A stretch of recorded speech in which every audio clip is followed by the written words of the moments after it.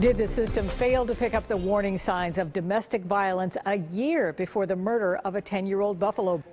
Young Abdifitah Muhammad called 911 twice last year, claiming his father was going to harm him. And there may have been other warning signs. News 4's Lou Raguse is live at the boy's former school on Genesee Street. Yeah, we now know about those 911 calls. Child Protective Services was called at one point, and now an incident that happened here at Universal School where Abdifitah Muhammad came to school with black eyes. But administrators say if the father caused those injuries, the whole family did a good job of covering it up.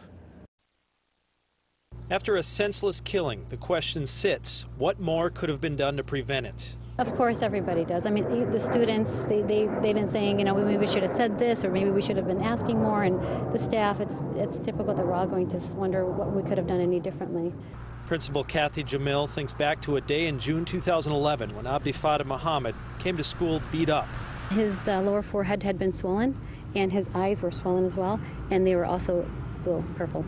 The stepfather, now accused of murdering Abdifitah, insisted it was the result of a fight on the bus with a much smaller boy. No one else saw the fight, although the boys were playfully horsing around. It was very suspicious. But because the student had admitted to wrestling with him and pushing him, that it was very possible that he just got hit the wrong way on the window. Principal Jamil later tried to get Abdifitah to confide in her. And I tried to stress on him that it would be safe with me, and he said, I just had a fight on the bus. After the boy came to school beat up, Child Protective Services started an investigation, but they wouldn't return our calls today concerning what they did or did not do to protect the boy.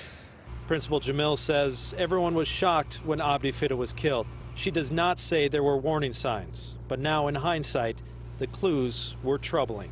He would say things like, I'm going to get killed, I'm in big trouble, I didn't do all my homework, I didn't go do my test, and the student said, but then he would laugh. So he had this tendency to, we weren't quite sure whether he was serious or not, and at least the students didn't feel that way.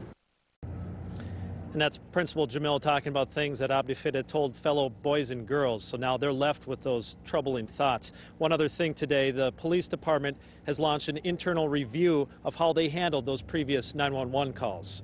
Reporting live, Lou Raguse, News 4 at 6.